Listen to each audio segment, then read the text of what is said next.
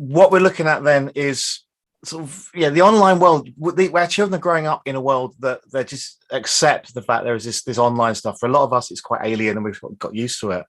But there are so many things that our young children are doing online from a very early age. They're starting to get into things like Minecraft and Roblox and games and the family WhatsApp group maybe, and some of them are getting their first phones, and the age that happens is getting younger and younger, playing games like Fortnite with other people. So there's lots of things they're doing. It's very exciting. It's just up to us to kind of keep an eye out, be aware of the risks, be aware of what we can do to help them stay safe, and to sort of not panic too much. There's stuff to be aware of, but it's just making sure you as a parent can help to control the risks and minimize the risks. And I'll go through some of the different things that are the risks and then what you can do to help minimize them as we go through. So online safety, in terms of what we need to be aware of, there's 4 areas that we need to be aware of. It's conduct, it's how they behave online and what they do. The content, the things that they're going to find online in terms of video and pictures and other content and stuff like that. There's contact, making contact with people making contact with them that may or may not be have the various motives and what they're trying to do and get in touch with children. It may be totally fine, but also, grooming and those kind of risks. And commercialism, that's the sort of new one that's kind of been added recently in terms of how we spend money online, children being at risk of running up massive bills on your iPads from buying in-game purchases and in-app purchases. And some stories I'll share later on of large amounts of money being spent just by people clicking buttons, kids clicking buttons on an app and spending mum and dad's money without mum and dad realizing that was a thing that you can do. Okay. So in terms of conduct, they need to be aware of the impact their activity can have on themselves and other people. We call this like the digital footprint. The things that they do online stay online. It's very hard to remove images once they've been shared and put out there. We feel kind of bomb-proof online. We're anonymous, and children kind of think they can do loads of things online, and it doesn't have an impact on other people. It doesn't have an impact on them. But actually, the stuff we're sharing, the stuff we're putting out there can put us at risk, and just need to be aware of that in terms of sharing personal information, private information, and not just sharing it with anybody out there, just sharing stuff. The content is being aware of the fact that the internet is a massive thing. It's not designed for children, although there's areas which are, and it's very quickly possible to stray into areas where it's not suitable for children. And a lot of social media, which isn't really controlled in the same way television content and DVD content is, you very quickly can find yourself in adult content very fast with just a couple of clicks. So just being aware of that, being aware of material that's out there, but also then sort of using other people's content as well. Maybe with the older children, if they're using copyright stuff, it's just a thing they need to be aware of. I'll do these in more detail as we go. And then contact. This is one of the ones that's very important, because children they're making friends online. The people they talk to may not be who they say they are, and they may be adults trying to make contact with a child, and it's very easy to do through the internet. You can find out a lot about a person by looking at the things they're sharing, and then use that information to ingratiate with a child. I'll mention CEOP quite a few times through this presentation. They're the sort of child exploitation and online protection agency. They're the people to report these things to if you're very concerned about a child and think they are at risk. If you think your child's at risk, then it's straight to CEOP and it goes through to the police. What are our kids doing? This is a report from 2021. 5 to 7 year olds, about 50, nearly 60% have their own tablet, nearly 14%, nearly 15% have their own smartphone. That's about 50% of 8 to 11 year olds. So there's half of our kids in Key Stage 2 have got their own phones. They all use tablets. 70% use tablets, quite a lot. 80%, 88%, 90% of these children are watching on-demand content. That's YouTube and things like Disney Plus and Netflix and so on. Big chunks of them are playing games online. And with the 8 to 11s, 27% have seen worrying or nasty content online. Of the 8 to 11s that go online, they've seen worrying content out there. So it's worrying. There's stuff to have in mind all the time when our kids use the platform, not just giving them the tablet and letting them go, thinking about what we can do with them. So let's start with social media, because that's the biggie. These are the social sharing apps. You can share video, you can share pictures, you can tweet, you can send messages to your friends and so on. The thing to remember are all these social media apps, they are for the over 13s. There's the age rating is nearly always 13 plus. which kind of means none of your kids should be on it, but a lot of them will be, because they either have got an account that's been approved by a parent, or they've signed up anyway with an email address. So it's just being aware these are for over 13s. But we're talking things like TikTok, we're talking Instagram, we're talking Snapchat, and it's, again, very easy to get adult content just because other people are sharing that, and they can get onto it quite quickly. The risks: inappropriate content, harmful content, sharing information, oversharing, sharing too much, sharing their location, sharing where they are. I mean, we can do that as well. Sometimes we're taking pictures of our kids on the first day of school with the school badge visible, then people know where the kids go to school. These kind of things are sort of things maybe we don't think about when we're sharing. Inappropriate contact, promoting illegal behavior, harmful behavior, self-harm. There's a thing recently where people watching TikTok videos of somebody committing suicide, was shared on TikTok, and people were able to see that, and kids were able to see that, and was sharing it around amongst themselves. So these things are out there, and it's just being aware that if they're left unattended, they can find this content. And again, our digital footprint is quite important there. Things that you can do with them: one, make sure they're ready. I mean, so they need to be over 13 to use these sites. They can use them younger if they're supervised. We need to model good use of these sites ourselves as grown-ups. We need to maybe not overshare. We need to be careful about what stuff we're sharing. Maybe if you want them, if they are able to use these with your permission, that you add them as a friend, or they add you as a friend, so you can see what they're doing. So anything is not private, it's not shared. You can kind of see everything they're doing on there. Talk to them about, say, social media use. So I'm going to put some links, like I said, links at the bottom here. I think, I've got some quite good guides about, is my child ready for social media? You can talk to them about it. Get them to think about the ways of using it safely. But if you're concerned about them, then just remove the app from their phone or their device, and leave it for a bit until you think they're ready for using it. If you want to know about how to secure, especially if you've got older children that are using this, then Southwest Grid for Learning have got a lovely set of checklists for locking down some of the features, turning on some of the security features, turning off things like geolocation, so it's harder to find the children. The guide is there. It will be on the big link I send you at the end. Things like Snapchat has a ghost mode, which means that you're not immediately broadcasting your location. One of the things that these apps can do is you can see who's taking pictures, who's sending messages within a certain area from you. So you can see all the users that are around you right now sending pictures, and children may well be broadcasting their location without knowing that they're doing that. So be aware. You can go into these settings and turn these things off. Kids probably aren't using Facebook or Twitter, but maybe need to look at how you use it as well, and go and turn those settings down for you as well. Instagram, definitely they're using Snapchat, TikTok, and so on. Again, any questions, please fire them in the chat, and I'll deal as we go along. Online gaming is a big thing with children. Okay, they're all using iPads to play games with other people. This includes things like Fortnite. Roblox is a big game with kids. Among Us, FIFA. A lot of these games are fine at the basic level. I mean, Fortnite is PEGI 12, but is not a bloody game. It's not a gory game, so it's some people, it's kind of suitable for kids, maybe, if they know what they're doing.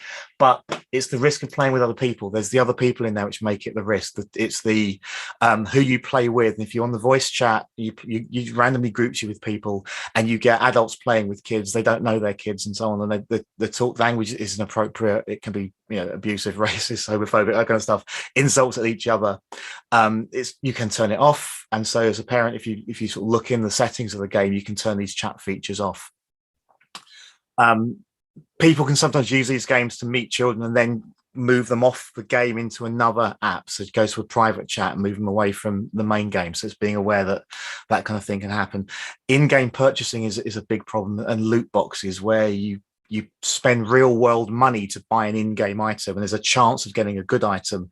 There's a chance of getting nothing much at all, but you've spent the money. That's basically gambling. And there's been some directives from sort of higher up EU and so on, looking at how should there be loot boxes in games that are aimed at under 18s, because it's encouraging gambling, and they're spending parents' money and maybe not getting much for it.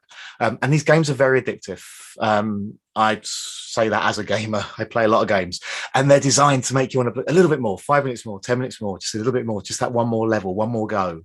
And we can find that we spend too much time playing games and not enough time on our schoolwork, or not going to bed, or not sleeping properly, and these kind of things. So online gaming is fun. And again, I know of a lot of parents that play with their kids, play together. They team up in Fortnite or team up in these games and play as little groups themselves. But you just need to be aware of some of the risks and some of the problems that are out there. As I say, things like Fortnite and that spill off into school as well, where kids start acting out violent games and they start running around and shooting each other, and it's sort of mimicking the content, the things they see in games, which maybe aren't suitable all the time, especially for young kids. Again, things that you can do. I mean, if you're into that, play with them. Get a feel for what the games are like, who they talk to online. Don't have them playing in another room. Keep the gaming within the space so you can see what they're doing and be aware of what they're doing. I know one parent recently was talking about, they say sat in on the game and suddenly realized the sort of chat that they were doing, how they're talking to each other, and sort of then had to sort of turn off the chat features and put a stop to that because it was quite inappropriate what they were saying. Again, talk to them, look at the family controls, look at features on your tablets, on your phones. If they're playing games on phones and tablets, look into how you turn off purchasing, how you turn off the in-game chat, how you turn off these features. Again, I'll link, again, I've got some links on there, which will go through how to turn some of these features off to make it slightly more safer for the children. In-game chat is number one thing to turn off most of the time. I tend to turn it off when I'm playing, and audio chat and so on. There's no point having it if you just want to play on your own.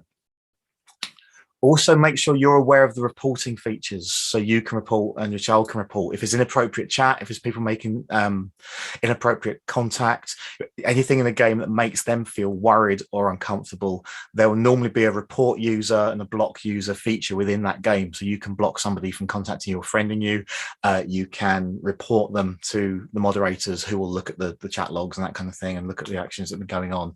And if that player is doing it a lot to other people, then they'll ban that player. So to always make sure you know about the reporting features in games like that. In-app purchases. Here are some horror stories that maybe make you think maybe I should start looking into these features. $6,000 credit card bill, 2,100 billing in Roblox, 16K on iPad game. Not just gaming as well. While we're on here, do think if you have an Alexa in your house, if you have an Amazon device sitting there, make sure you have turned off the purchasing, because it's designed, it's from Amazon. They want you to buy stuff. So you can shout to Alexa, and kids were doing this, telling it to buy toys. And then mum and dad were getting knocks on the door and toys were arriving because the children were basically getting Alexa to buy this stuff for them. And £500 worth of toys appeared on mum's credit card bill, and she had no idea until they turned up. So you can go into the Alexa app and you can turn off in-app purchasing, voice purchasing, and then they can't do that. Also, while you've got Alexa, just for your own thing, if you have an Alexa, it will record all the time, or it's listening to you all the time because of it needs to, so it knows when you say Alexa.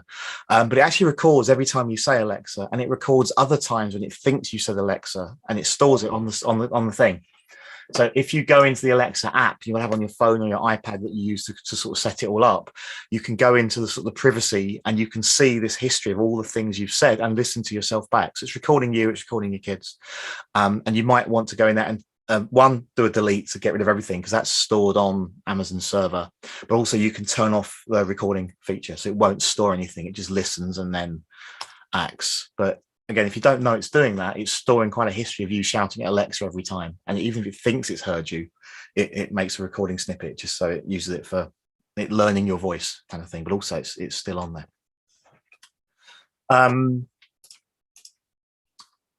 Try things like turn on a pin. So if you've got a pin to get into your phone, it's not good to let your kid know that pin, because that's what's also then used to buy stuff. So really, have a pin or your thumbprint to open the iPad up, then give them the iPad and they can play it, but they shouldn't know what your pin is. Otherwise they can just enter the pin and buy things.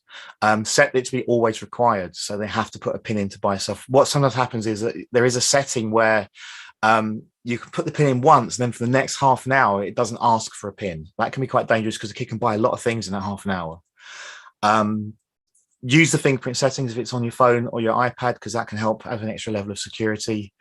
And Apple have a thing within their settings with ask to buy. There's also family sharing, where any request to buy anything gets sent to the card holder first. So you are aware of that. So if you are doing this on an iPad, you can turn some settings on to make sure that you were told whenever anything is trying to be purchased. Because all these games will sort of let you have the game for free and then sell you lots of extras. My daughter's 4.5, so we're just starting to get this now, like the Dr. Panda game. She wants you to click on the thing, and it's really easy to click on a bit that offers you lots of extra things for your restaurant, and she's always trying to click it asks me for the password, so we say no, but she will just easily click on it because it's offering her the extra recipe, the extra thing, the extra decorations for her room, for a restaurant. So it's quite easy for these games just want to sell as much as they can to you, which is why the game is free in the first place. They've got to make their money somehow, and so they offer all this extra stuff that looks really tantalizing and you want to click on it. There is also live streaming. This is getting very big. So Twitch is the daddy of this at the moment. Also YouTube Live. Children either watch other people streaming. I'm a big gamer. I can't quite see the point of watching other people play games, but it is very big. You can watch people playing Minecraft or watch people playing Fortnite, and there's some quite popular people who are sharing their gameplay while playing, and it can get quite inappropriate because these guys are they're normally adults and they're sharing what they're doing. So that can be age inappropriate stuff being said and being shown. They can the stuff that goes on in the chat alongside can be quite inappropriate. And then the flip of that is children have started, they want to be the next YouTube star. They want to be the next Twitch star. So they get into streaming themselves. And again, there's exposure to comments from other people to them, negative comments, inappropriate comments. They might find they start doing things on camera that they wouldn't normally do online because people start egging them on. And they suddenly do something they'd be less likely to do if they sort of stop to think about it for a minute. And again, the risk of inappropriate content. And kids are doing this, they're on Twitch or they're on YouTube or whatever, and they're broadcasting in terms, they want to be little TV stars, they want to be YouTube stars, and it's easy to fall into that and start doing things that maybe are inappropriate.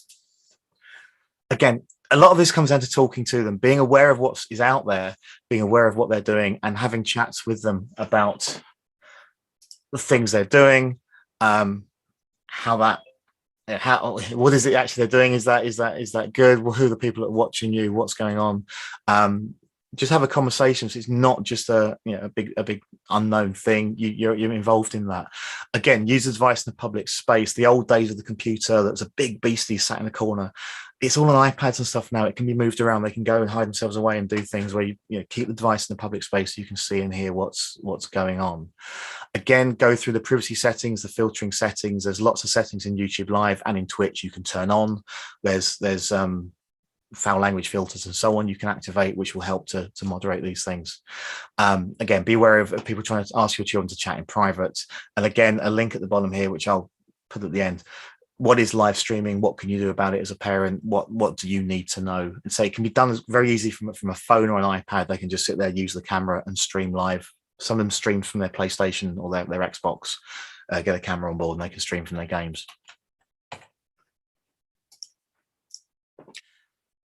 Also related to that, other online videos. So again, we're looking at things like YouTube, we're looking at TikTok.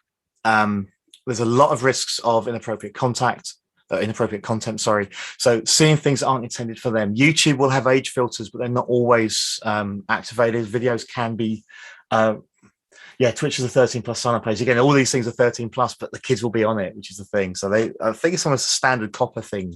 COPPA is a COPPA thing, which is American. Should be 13+ for any of these sites, but a lot of children are on it.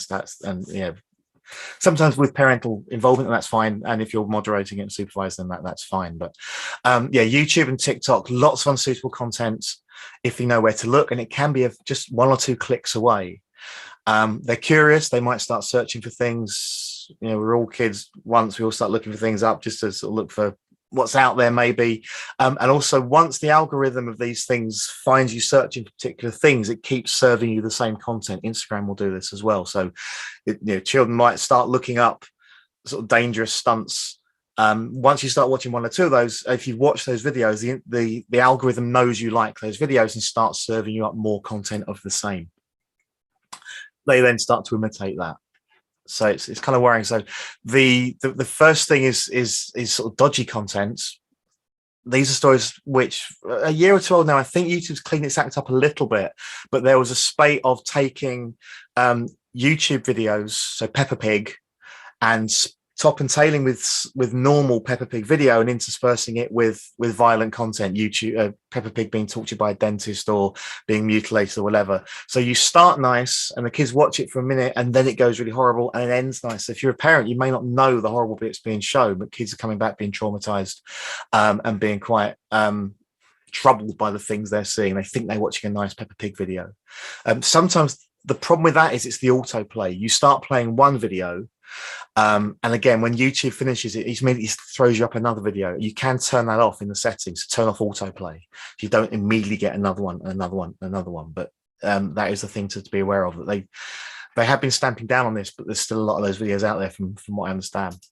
TikTok, again, if your kids are on TikTok, be aware of TikTok.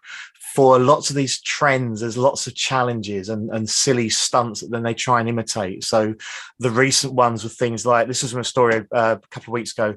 It was putting magnets in your mouth to make it look like you've got piercings, and a kid was swallowing the magnets, had to have a whole chunk of his appendix and bowel removed because the magnets stuck inside him and sort of pinned his intestines together. Because once you do magnets together, they can just...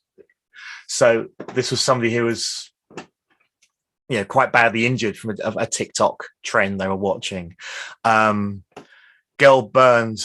There's a video, you put alcohol on a mirror and set light to it, and a girl tried to replicate that and was burned. The skull breaker challenge, kicking your legs out from under it. These all sound why you'd watch these things, I don't know, but I'm getting old now, I guess. They sit on a chair and you kick the stool out from underneath them and they land on their back. It's all funny, haha. People sort of seriously damaging themselves, breaking skulls and injuring themselves. And again, another one I saw recently, the milk crate challenge, where you stack a load of milk crates up and you've got to run up the milk crate and down the other side. People are falling off. Doctors warning of this, but kids will see these and try and imitate. These are the very much they do not try this at home videos, but they will watch them and they'll try them. YouTube often says autoplay black on without asking. It's the same with a lot of these Facebook.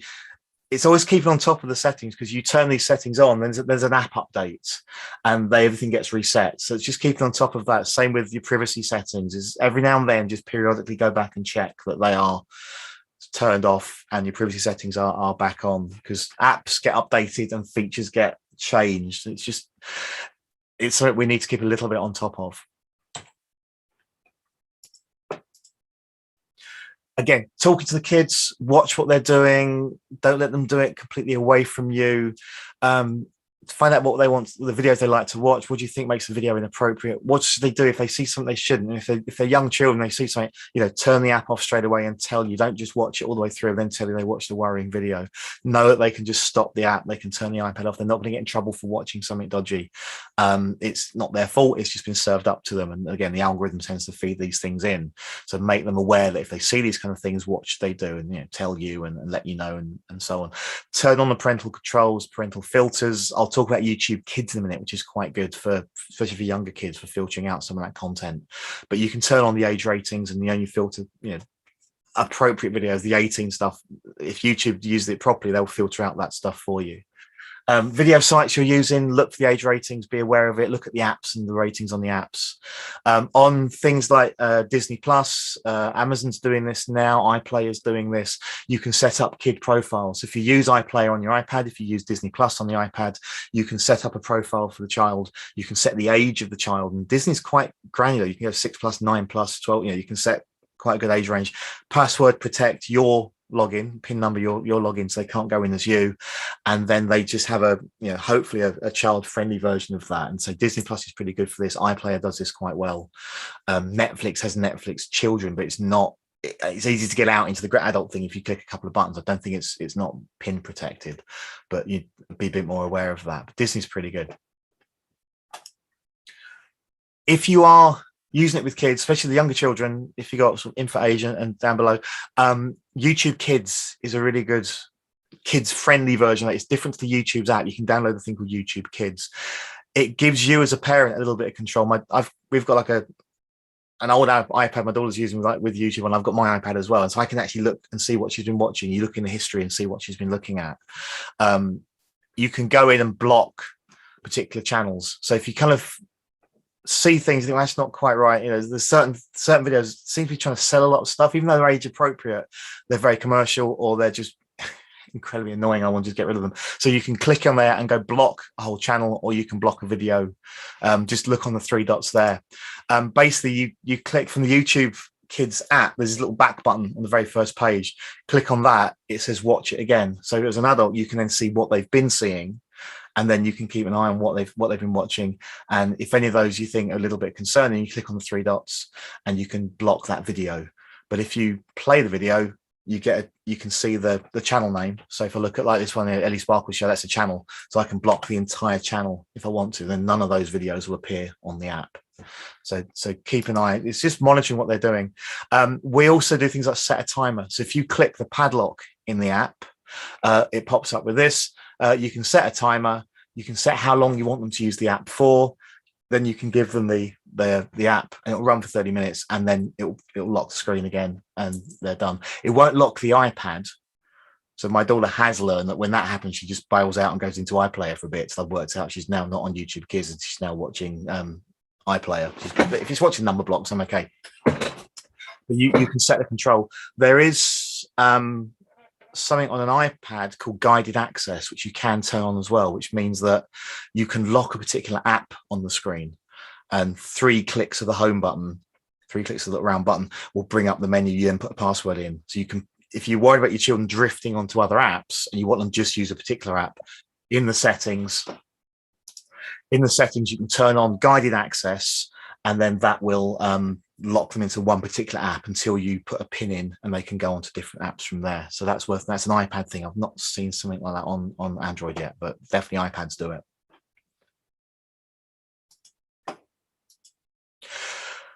Okay, any questions about sort of that bit first, sort of the inappropriate content? We're looking at videos, we're looking at apps, those kind of things. If there's any questions, please find them in the chat, and I'll try and answer them all. If not, hold fire. I'll answer those sort of towards the end. I'm looking at the chat now, nothing appearing yet. So, okay, fire things in, and I'll pick up in a second.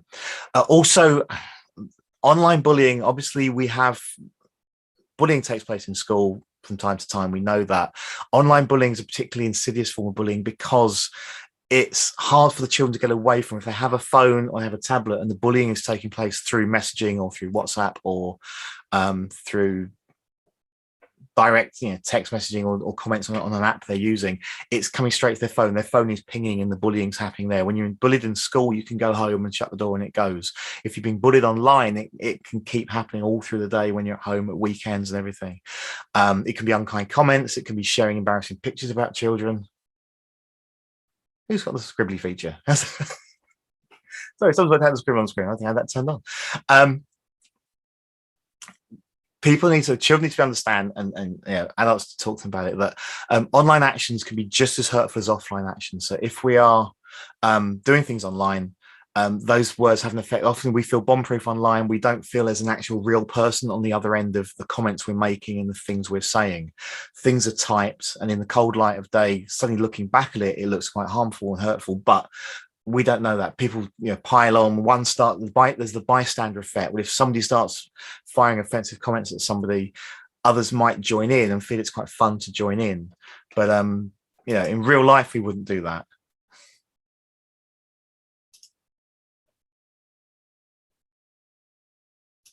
So I'm just wondering where the annotations come from. I think I can do a thing, and I can do it. There we go. That's a new feature. Every time Zoom, as I said about things updating, and Zoom up to the update recently, all these new shiny toys, and I didn't realize it could do that anymore. Okay, ignore me.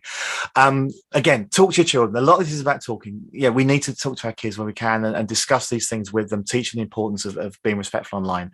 Know they can talk to you, and especially if they're a victim of bullying, they can talk to you. It's not their fault. This stuff is happening. If they are a victim of bullying, obviously save the evidence, screenshots. There'll be settings in your phone. You can swipe the screen and do a screenshot. On the iPad, you can click the round button at the bottom and the power button at the top and do a screen grab and save that to the device. Report to the school if it's really bad, the police, but I would suggest the school first. Talk to the school about it. Talk to their teacher. See what can be done. But if it's happening and it's not within the school, then get the police involved as well. Again, if it's happening within an app, if it's sort of on Snapchat or Instagram, then look at the tools on there. There'll be a report, there'll be a block. So ask the children to make sure they use reporting functions and blocking. Take a screenshot, say screen grab first, keep the evidence first, and then report and block, so they don't see any more from that person. Try not to deny them access to, ban them from the phone or ban them from the site. It's not their fault. People are bullying them, but it also, they'll feel punished. And if that happens, they'll feel less likely to tell you about it another time. Last movement, don't retaliate. Don't dive in with more comments, because then we end up in a cycle of people just being abusive at each other online. So step away, block, report, save, block, report will be the order of doing it, and let the school know so they know what's going on. Getting a little heavier. The risk of sexual grooming. Now, hopefully this will never happen in Butsbury, but it happens out there. There's a chap on I think the news on Monday. I was just come up on social media. A guy in Chelmsford had been. It was secondary age children, but he was basically spotting kids. He was working in the shop. Kids were coming into the shop. He was looking for them on Instagram, found their pictures, and then would stalk them online. So he was just sitting there and using the geolocation feature to see when they were in the local area and stalking them. They build up a relationship with kids. This can be through games. This could be through social media channels, comments in their YouTube or whatever. It can take place really fast, or it can take a long time of building up a relationship. The offender may pretend to be a child, may pretend to be multiple children. So they might have a number of sock puppet accounts that are kind of vouching for each other. I can vouch for him. He's my friend. Yeah, he's my friend too. It's all the same person with multiple accounts to try and gain the trust of a child. And it can be through praise, through moving into sort of help on a game, and then learning into sort of blackmail and threats to try and get in with them. If the child's sharing their personal information, if they're sharing what school they go to, their friends, where they go online, where they go out of school, these kind of things, clubs they go to, then that's information an offender can use to kind of ingratiate themselves. They, oh, you go to certain clubs. I used to go to that club group or whatever. And they use this information to kind of gain the friendship of these children, and then they tend to turn that into, send me a picture.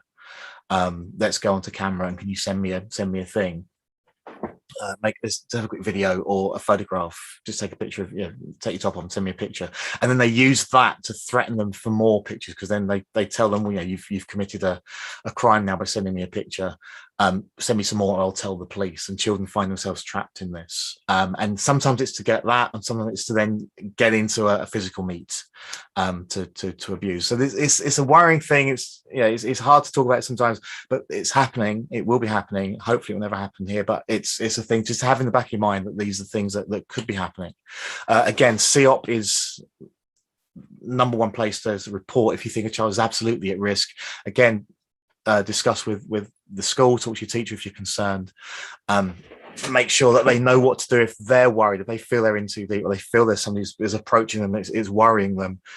We can report it. And if you've got things like usernames and the site you're on, then that's enough information quite often for CEOP to act, and they can delve into account history and so on, and normally uncover the real person behind whatever account it is, or multiple accounts that's doing this kind of stuff. One coming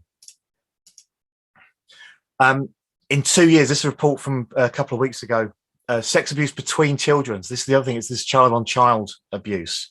10% of cases in the last couple of years, the abuser was aged 10 or under. So this is children sexually abusing other children online, using the internet or whatever. So this is kind of out there again. This is young children either sending images or meeting up online. The self-generated things. 1 in 20 children has been sent a semi-naked picture by another young person. So this is primary. So it's in 1 in 20, so 19, 20, but it's still 1 in 20 has been sent. So in a school, that's quite a few that would have been sent an image by another child. On average, 1 child per class will have been sent an image by an adult, a naked image or semi-naked image.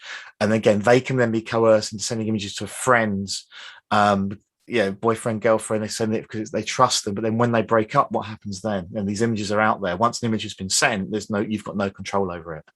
So it's looking at talking to them about what happens if they've done that and they're worried about it. Again, try not to shout at them or blame them. It's reassuring, offer support, inform the school if the child's okay with that. If it's sending it from if it's coming from an adult or sending to an adult, contact CEOP. And there's also Childline have a report remove tool. So you can go into this one, which is basically Childline. If you Google Childline report remove, you'll find it. It's quite a long address. It's not the handiest kind of address to use, but report remove. It won't take it won't take pictures off personal sites, won't take pictures off a personal computer. But if it's up on Instagram, if it's up on other sites like that, then Childline would hopefully be able to get those pictures removed. Obviously, if people have them saved on their own devices, they're out there. They'll they won't come down. But at least the public facing stuff might get removed and taken away. So I've got a few coming in.